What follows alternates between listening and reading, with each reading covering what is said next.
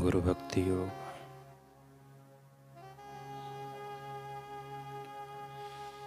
गुरु के प्रति भक्ति भाव ईश्वर के प्रति भक्ति भाव का माध्यम है।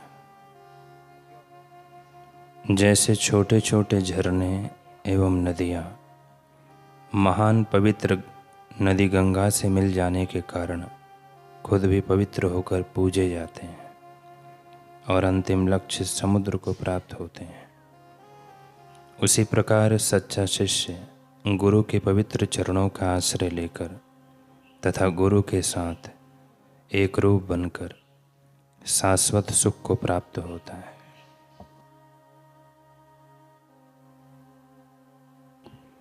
बालक बोलना चलना क्या एक ही दिन में सीख जाता है।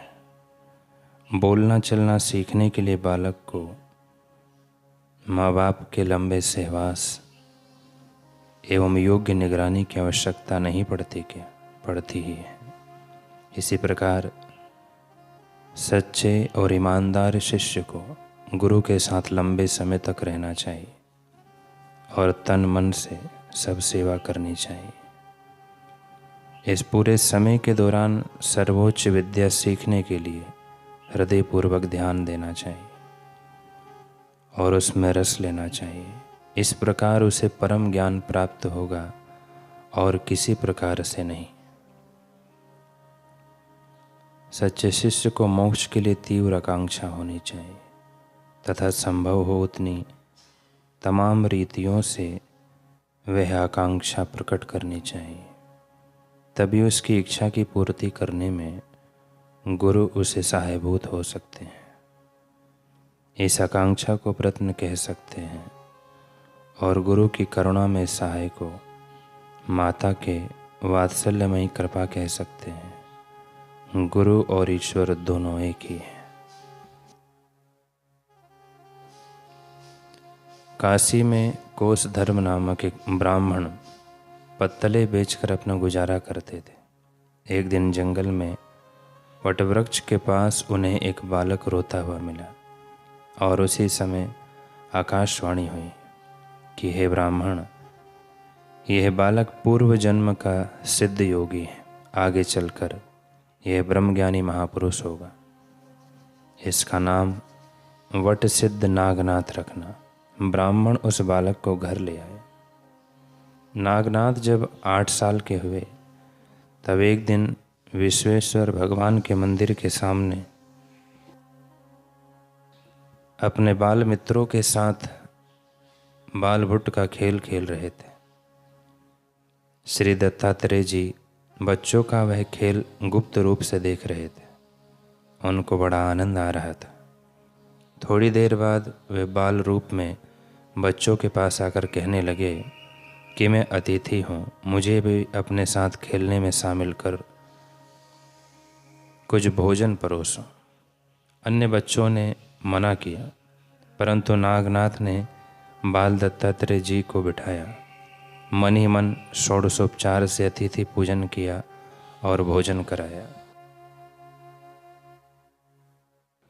नागनाथ के प्रेम भरे व्यवहार और परोपकारी वृत्ति से बाल रूपधारी भगवान दत्तात्रेय जी बहुत प्रसन्न हुए और उन्होंने अपना स्वरूप प्रकट कर नागनाथ को गुरु मंत्र की दीक्षा दी।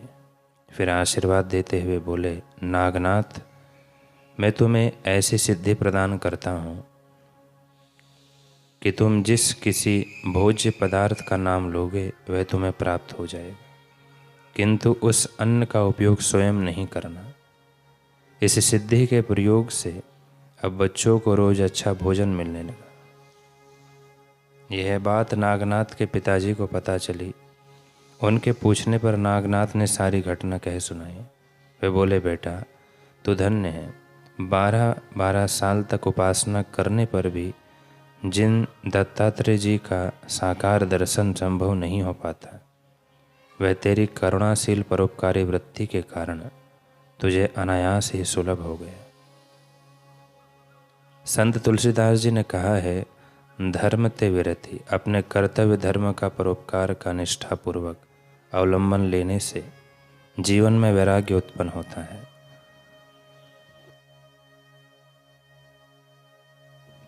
नागनाथ के हृदय में वैराग्य की ज्वाला प्रज्वलित हो उठी और गुरु दर्शन की तड़प जागृत हो गई। अपने पिताजी से उन्होंने गुरुदेव का पता पूछा। वे बोले, बेटा, दत्तात्रेय जी काशी में स्नान, कोल्हापुर में भोजन व महू में शयन करते हैं। जैसे जैसे समय बीतता गया, नागनाथ के हृदय में गुरु दर्शन की तड़प बढ़ती गई। एक दिन विवेक जगा कि गुरु कृपा से मुझे सिद्धि तो प्राप्त हो गई, लेकिन यह मेरी कैसी बेपरवाही है कि मुझ में अभी तक गुरुदेव की परम सिद्धि, परम तृप्ति पाने की ललक नहीं जगी। वे तुरंत कोल्हापुर के लिए प्रस्थान कर गए और वहाँ जाकर ढिंडोरा पिटवा दिया कि आज से कोई भी अपने घर में भोजन नहीं बनाएगा, सबको मंदिर में भोजन मिलेगा।